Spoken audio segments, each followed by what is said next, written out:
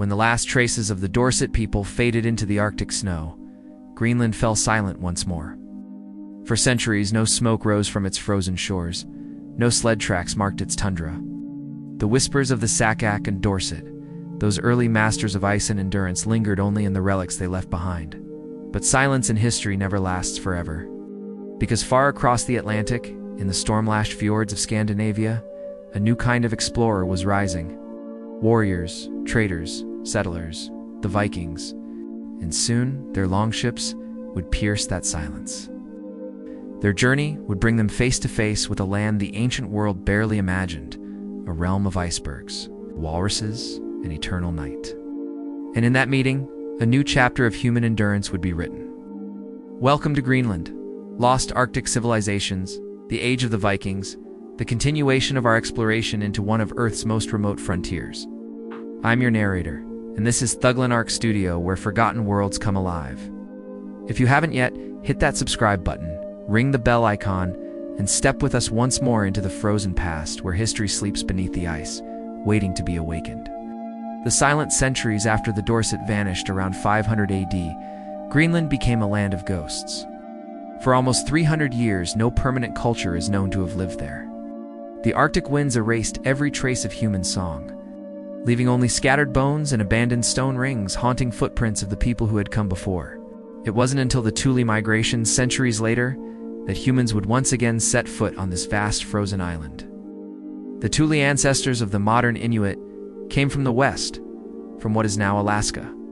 They brought innovations that the Dorset could only have dreamed of: dog sleds, bows and arrows, large umiak boats, and efficient hunting methods that allowed them to thrive even in the coldest months.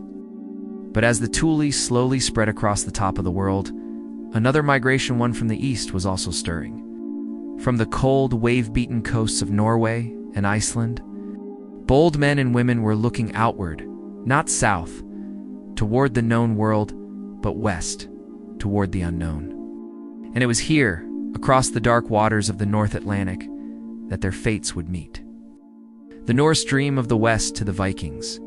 The sea was both enemy and promise. It gave life, wealth, and adventure, but demanded courage in return. By the 9th century, Norse explorers had already reached Iceland, building farms and trading outposts on that volcanic island. But as their population grew, so too did their hunger for land. Stories began to spread, stories of another coast, farther west, glimpsed through fog and sea spray. It was a land some called Greenland, the Greenland. The name was said to be coined by Erik the Red, a man as fiery in temper as in spirit. Exiled from Iceland for a violent feud, Erik sailed westward in 982 AD, guided only by rumor and instinct. What he found was both breathtaking and brutal. Towering cliffs, deep fjords, and valleys where grass dared to grow in summer. Too many Greenlands seemed inhospitable, but to Erik it was opportunity. When he returned to Iceland, he told everyone of this Greenland, a name chosen perhaps, to inspire settlers to follow him, and they did. 985 AD, a fleet of 25 ships set sail, carrying families, livestock, tools, and dreams. Only 14 ships made it. The rest were lost to storms or turned back. But those who arrived would plant the seeds of one of the most isolated European settlements in history, the Norse colonies of Greenland. The settlers built two main colonies, the eastern settlement near what is now Qaqortoq, and the western settlement farther north near Nuuk. In summer, they farmed and grazed sheep and cattle in the mild southern valleys. In winter, they hunted seals, walruses, and caribou, trading ivory and hides for metal tools and luxury goods from Europe. At its height, the Norse population in Greenland may have reached 4,000 people, a fragile community clinging to the edge of the known world. Yet life here was never easy. The growing season was short, storms were unpredictable, and winters long and merciless. To survive, the settlers depended not only on skill, but on trade with Iceland and Norway, a lifeline that could be severed by ice or politics at any time. But despite these hardships, the Norse endured for centuries. They built churches of stone, crafted tools of iron, and carved wooden crosses that blended Christian faith with deep pagan echoes of home. They were farmers, sailors, craftsmen, and survivors. Still, as history shows, no settlement, no matter how bold, stands outside the reach of time. The meeting of worlds at first, the Vikings may have thought Greenland empty, a wild land waiting to be tamed. But it wasn't. Archaeological evidence suggests that by the time Erik the Red's people arrived, the Thule Inuit were already moving into the northern parts of Greenland. The Norse called them Skrillings, a term meaning small people or foreigners, for generations. The two worlds existed side by side, separated by geography and culture. The Norse occupied the green southern fjords. The Thule roamed the icy north. They traded occasionally iron for furs, wood for meat, but there were also moments of conflict. Imagine that first encounter, a Viking hunter standing on the edge of a frozen bay, watching as figures on sleds approached from the white horizon. To people's meeting, both masters of survival, both heirs to vanished worlds. And yet they would never truly merge. The Norse remained bound to their European roots, farming and building churches, hoping for ships from home. The Thule, in contrast, moved with the rhythms of nature, following seals and whales across the ice. They had learned what the Saqqaq and Dorset knew long before. In the Arctic, adaptation means everything. The decline of the Norse settlements for almost 500 years, the Norse held on. But nature has its own patience. By the 1300s, the Little Ice Age had begun. Temperatures dropped, sea ice expanded, and farming became harder.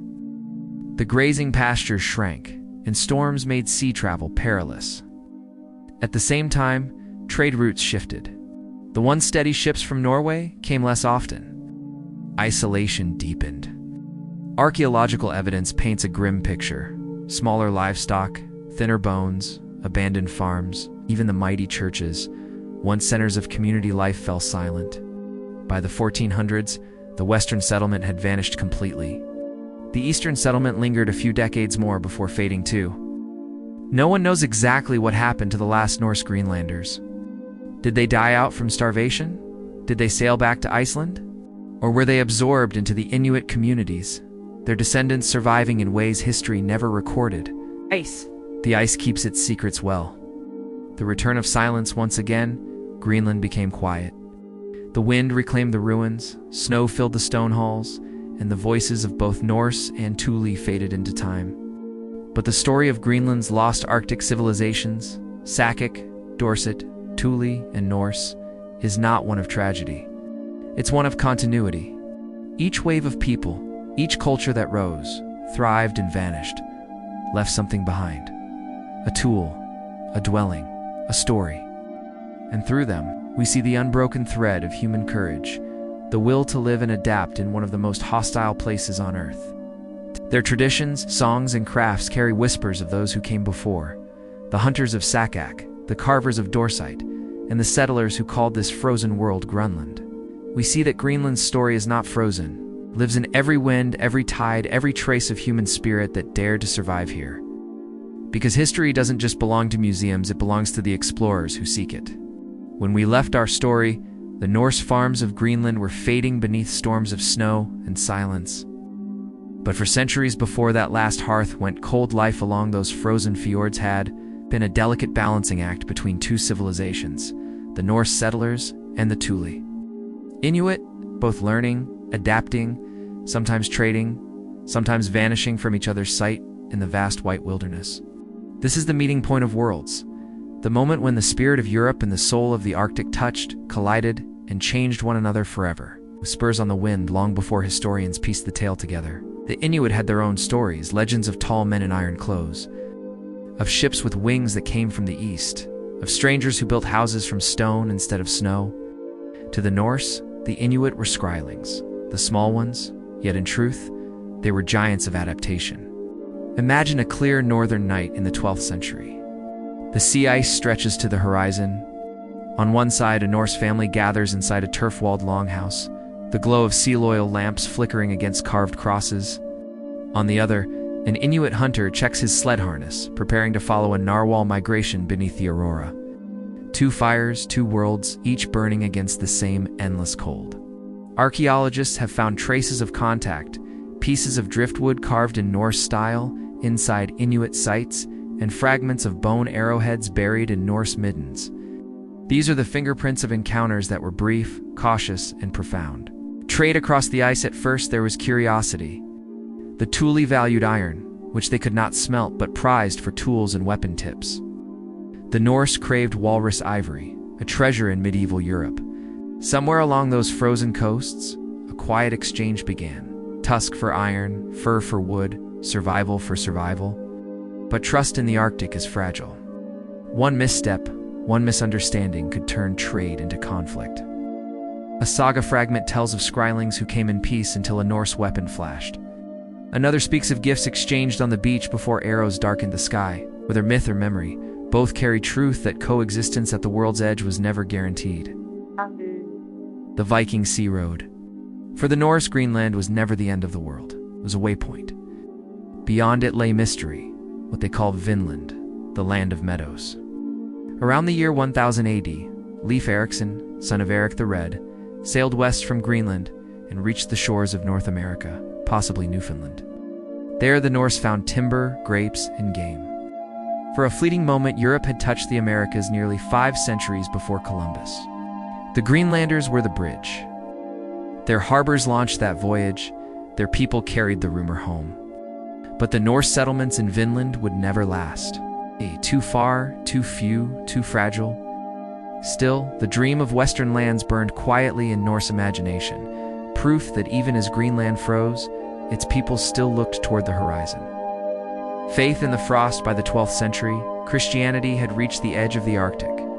The Norse in Greenland built churches of stone and held mass under flickering lamps, while the wind howled outside. At Brodal, Erik the Red's estate, his wife Throdhild built a tiny chapel, perhaps the first church in the Americas. Nearby, in the eastern settlement, rose the proud HVLC church, whose ruins still stand today. A cathedral of silence framed by fjord and mist. For the Norse, faith was a fortress. But faith alone could not hold back the changing world. The climate cooled. Ice sealed harbors earlier each year. Sea trade with Norway faltered. Even the bishopric of Gardar, once a symbol of connection to Europe, fell into isolation. The Thule expansion. While the Norse struggled south, the Thule Inuit flourished in the north. Their technology, the umiak, the kayak, the dog sled, the toggling harpoon, turned the Arctic from enemy to ally. As centuries passed, they expanded eastward, eventually occupying nearly all of Greenland's coast. They hunted whales in groups, sharing meat through complex kin networks that ensured no one starved. Their houses, built of stone and whalebone, resisted storms that would flatten a Norse barn. They carried stories across generations, not in books or churches, but in memory and song. To the Thule, Greenland was not a frontier, it was home. Two worlds passed in the fog for a time. Both cultures coexisted on the same island. Separated by hundreds of kilometers, yet united by fate. Then the little ice age tightened its grip. The ice line crept south, trade routes froze. Norse hunters who once ranged far found the sea locked in ice. The Thule, with their sleds and layered fur clothing, pushed southward. They may have seen abandoned Norse farms, empty halls filled with snow, tools rusting on tables, a crucifix half buried in drift. What did they think, standing inside those silent homes? Perhaps they believed the spirits of another world had passed. The Last Feast, one of the last written records from Norse Greenland, is from 1408, a wedding held at HVLC Church. After that, the records end. Europe turned its gaze elsewhere, to war, to trade, to exploration, and the Greenlanders were forgotten.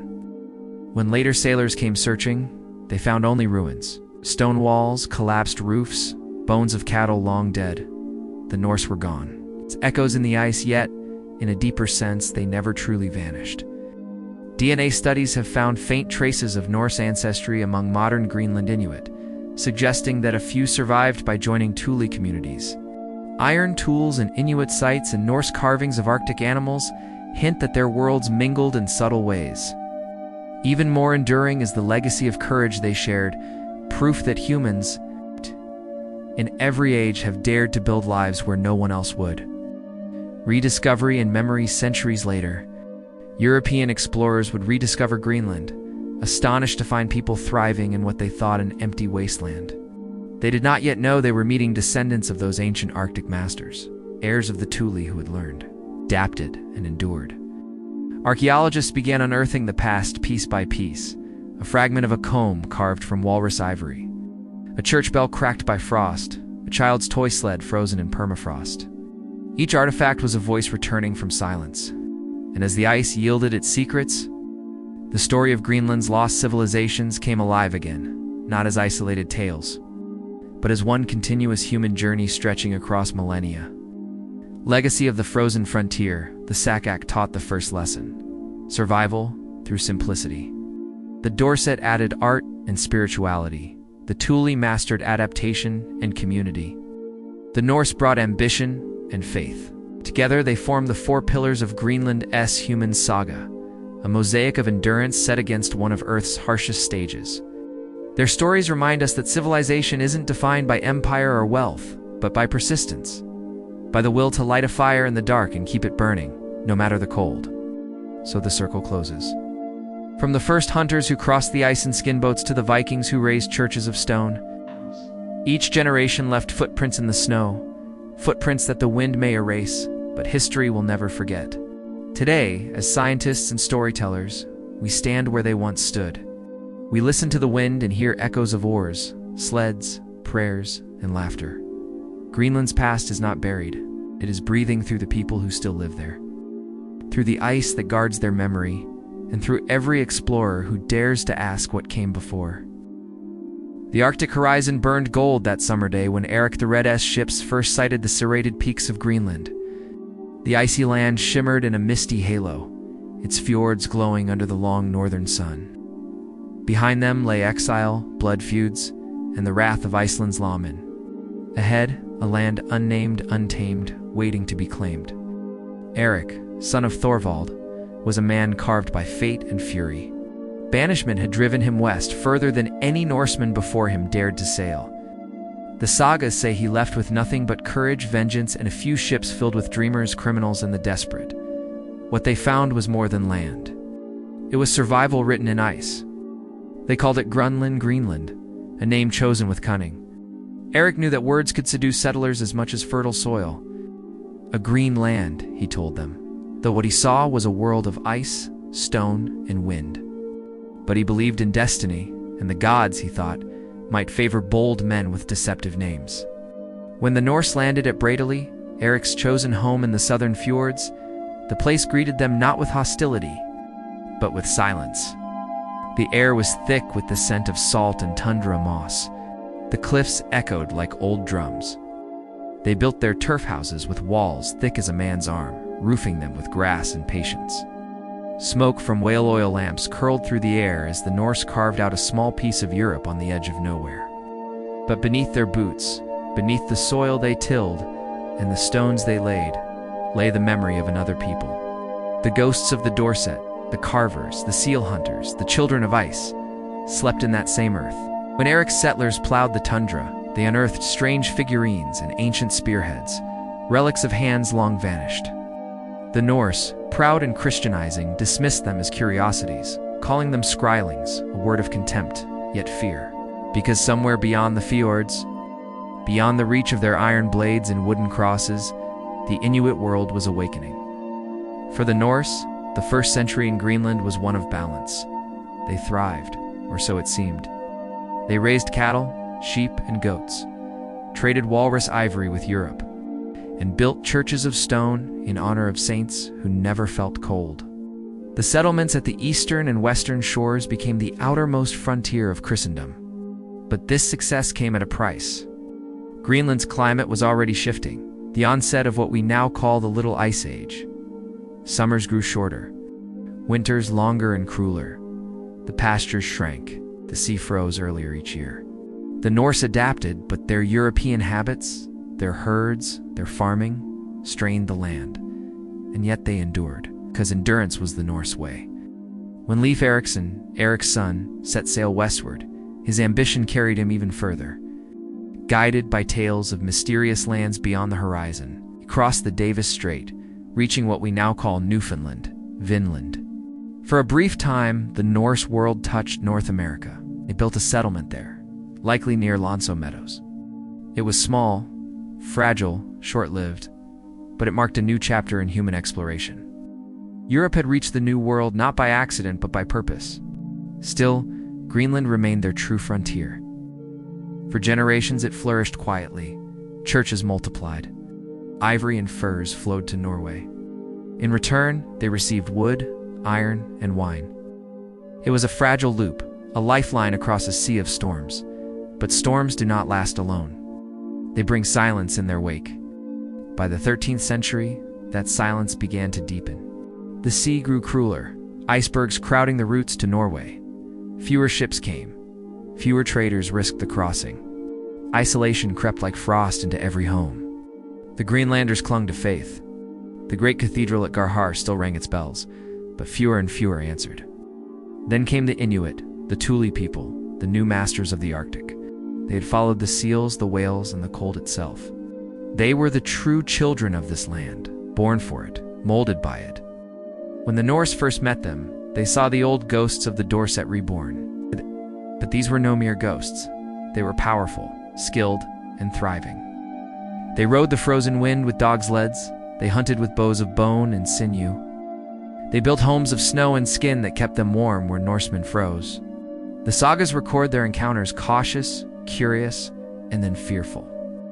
Trade may have sparked between them ivory for iron, perhaps, but fear lingered in every gesture.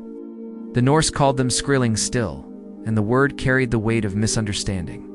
In truth, both cultures were mirrors, survivors of different worlds meeting at the edge of time. As decades passed, Greenland's western settlement vanished first, swallowed by silence. No one knows how. Perhaps famine, disease, or conflict. Perhaps they simply walked away, following the seals into the north. By the 1400s, when the last ship came from Norway, the eastern settlement too had withered. Homes stood empty, churches locked, grass grew over graves. When later explorers came, they found nothing but ruins and a mystery. No one saw the end. No one heard the last prayer whispered into the Arctic wind. But in that silence, Greenland kept its secret. It had been home to three worlds, Saqqaq, Dorset, and Norse, each rising, flourishing, and fading, leaving behind only traces for us to find. The story of Greenland is not one of loss alone. It is a mirror of humanity's resilience, how people again and again dared to live where life itself seemed impossible. And even as the Norse vanished, the Inuit thrived their knowledge, their adaptability, their spiritual harmony with the ice proving mightier than swords or stone. Fade in, a haunting drone of Arctic wind, the low beat of drums. Centuries later, archaeologists digging into Greenland's frozen soil still uncover the bones of those forgotten settlers, Norse, Dorset, and the mysterious Saqqaq. Each layer tells the same story, of humans defying extinction at the very edge of the world. And every discovery whispers the same question: who will remember them? As the last Norse farms crumbled beneath the relentless Arctic wind, another story was unfolding, one older than Europe's ambition, yet just as daring. The Thule people, descendants of the Inuit, were moving steadily eastward. Across frozen straits and glacial plains, they carried knowledge honed over millennia, the skill of survival, the wisdom of the hunt, and the ingenuity to thrive where others perished. This was no small feat. Greenland was not merely cold. It was a living challenge, sculpted by ice, wind, and the unforgiving rhythm of the sea. To live here meant understanding not only the land, but the currents, the tides, the migration patterns of seals, whales, and caribou. Life was measured in calories, in ice thickness, in the subtle signs of the aurora overhead. And yet, the Thule flourished. Masters of ice and sea. Unlike the Norse, who clung to European farming traditions, the Thule moved with the Arctic. They relied on their dogs, their umiaks, their toggling harpoons. They understood the sea as a source of sustenance, not a barrier to be conquered. Villages appeared along the northern coasts, often near the edges of pack ice, where whales could be harpooned and fish nets set with precision. Houses were semi-subterranean, stone walls and whalebone supports, insulated against the winter wind. covered with skins to trap warmth.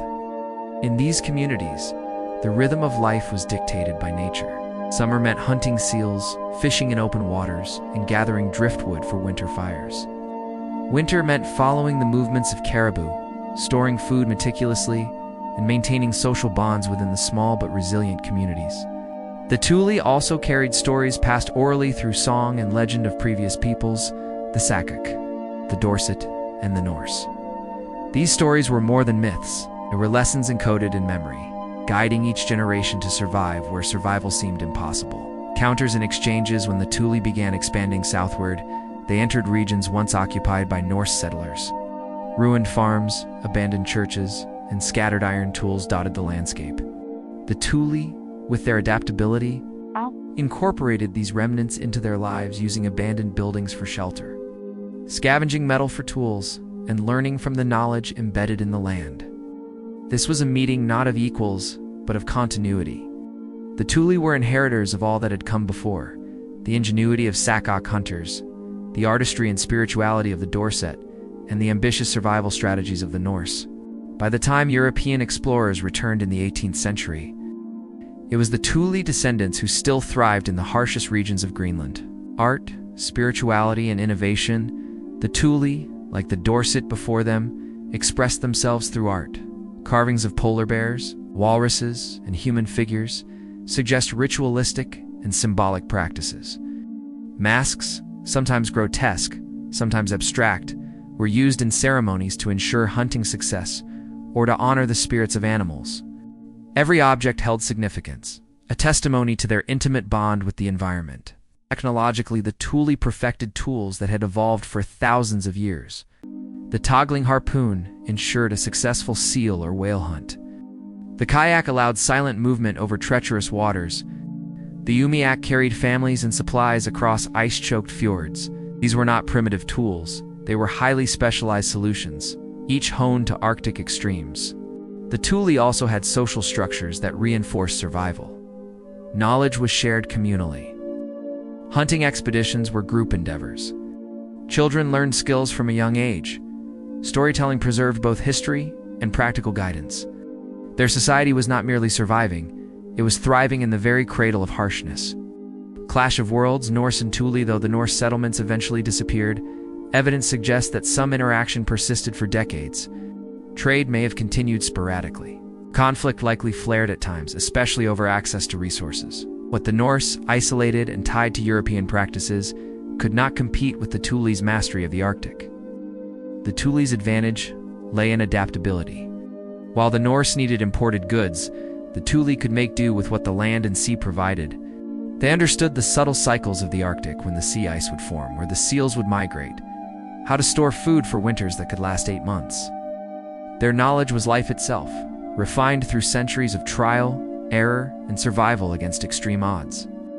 Genetic and archaeological legacy. Modern science has revealed the depth of this story.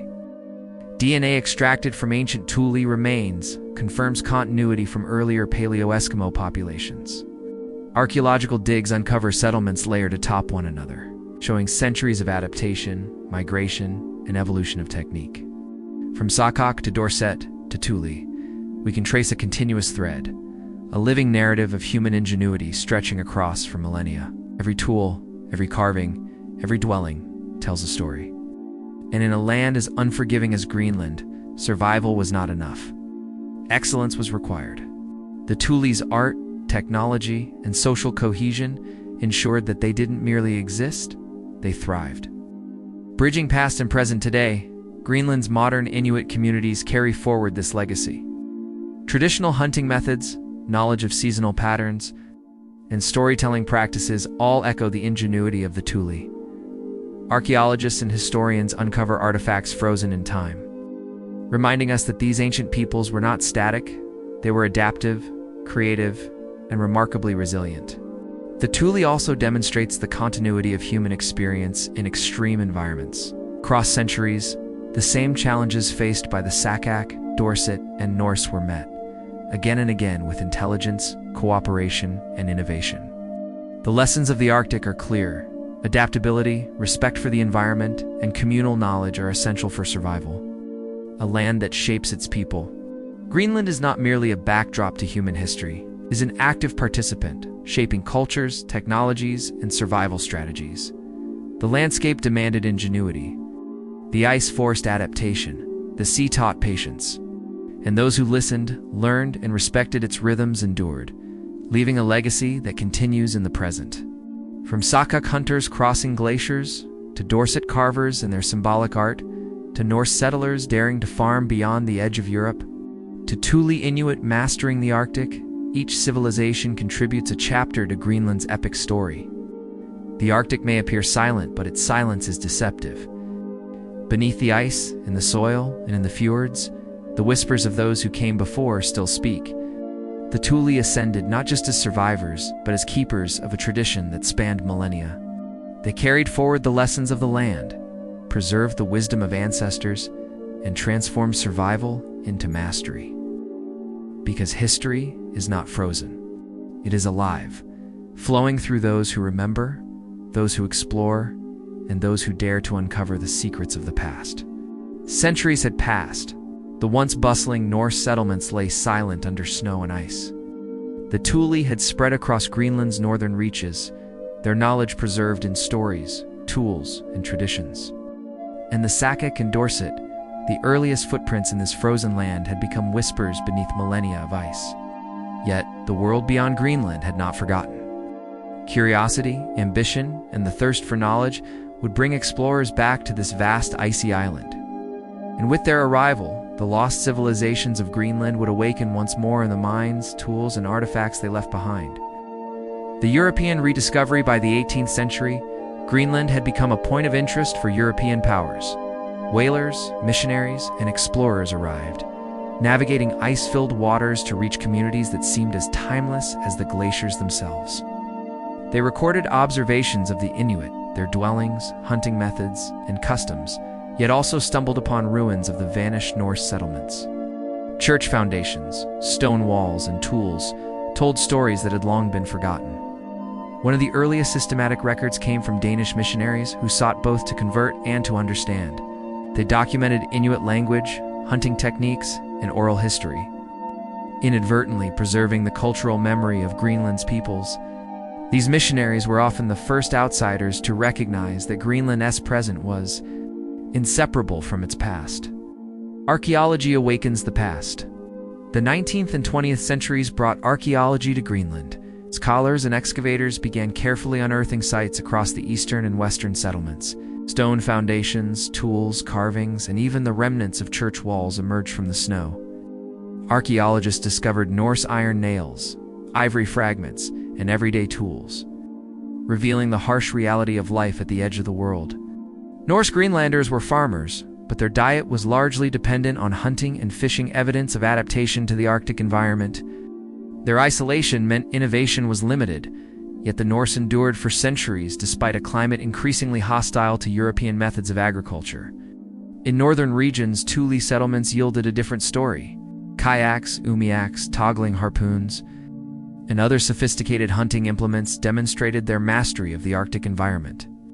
The remains of semi-subterranean houses, carefully insulated with whalebone and turf, told of communities finely tuned to survive where others failed.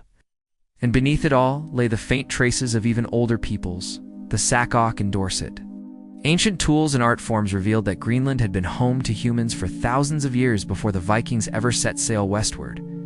Modern scientific revelations, the 21st century, brought a revolution in understanding. DNA analysis has allowed scientists to trace the lineage of Greenland's inhabitants across millennia. The Saqqaq, who arrived more than 4,000 years ago, left their genetic footprint in the earliest inhabitants of Greenland. The Dorset culture followed, thriving in small communities before vanishing, leaving behind a legacy of artistry and adaptation. The Thule ancestors of modern Inuit carried forward the knowledge and resilience necessary to survive in the Arctic, their genes linking past to present. Even Norse settlers left faint genetic traces, though their population ultimately vanished from historical records. These revelations have shown that Greenland's human history is a tapestry, a story not of isolation, but of migration, interaction, and enduring ingenuity. Archaeology and genetics together confirm what the land itself had long whispered. Greenland is a crucible of human survival. Every wave of people, Saqqaq, Dorset, Norse, and Thule, learned from what came before, adapted, and thrived. Even when the environment seemed impossible. Greenland in the modern era? Today, Greenland is home to a vibrant Inuit population. They live not just as survivors, but as inheritors of millennia of Arctic adaptation. Traditional hunting methods, storytelling, art, and community structures continue to reflect lessons from the past. Dog sleds glide across ice as they did for the Thule. Kayaks cut silently through fjords. Skills honed over thousands of years remain alive and vital. Meanwhile, remnants of Norse settlements, scattered across the fjords, attract archaeologists and tourists alike. The ruins of churches, farms, and artifacts serve as a stark reminder of how fragile and precious life can be at the edge of the world. This combination of living culture and preserved history creates a layered Greenland, a land where ancient human ingenuity meets the pulse of contemporary life. And for the modern observer, every tool, every ruin, every story is a portal to the past. Lessons from Greenland's lost civilizations. Greenland teaches lessons that resonate far beyond its icy fjords. Adaptation is survival. The Saqqaq, Dorset, Thule, and Norse all face the same Arctic challenges. Those who adapted thrived, those who clung to rigid methods faded. Knowledge is cumulative. Each wave of settlers learned from predecessors' tools, hunting methods, housing techniques, building on millennia of experimentation. Environment shapes culture. Greenland's harsh climate dictated diets, social structures, and technologies. Success required respect for the rhythms of nature. Resilience transcends time. From the first Saqqaq hunters to modern Inuit communities, human ingenuity shines brightest when life is hardest. These lessons echo far beyond the Arctic, remind us that culture, technology, and community are shaped by necessity, and that human survival is a story of ingenuity, cooperation, and courage. So as we stand on the icy cliffs of Greenland today, gazing across fjords carved by glaciers and time, we see more than ice and rock. We see the echoes of Saqqaq hunters, Dorset carvers, Thule voyagers, and Norse settlers. Their stories are layered beneath the snow, etched into every tool, every ruin, every memory preserved by wind and ice. History is not linear here. It loops, folds, and intertwines. Greenland is a living testament to the endurance of the human spirit, a frozen archive of survival, adaptation, and triumph. And while the Norse may have vanished and the Dorset may remain only in relics, their legacy lives on. It lives in the Thule descendants, in the DNA preserved across generations, and in every explorer who dares to ask, who came before? Thugilan Arc Studio, we bring these forgotten stories to light. From the first hunters of Greenland to the resilient communities of today, the tale of this frozen frontier is a celebration of human courage, creativity, and perseverance. If you've journeyed with us across millennia of Arctic history, make sure to like this video, subscribe, and ring the bell so you never miss the next chapter in our exploration of lost civilizations. Because the past is not buried.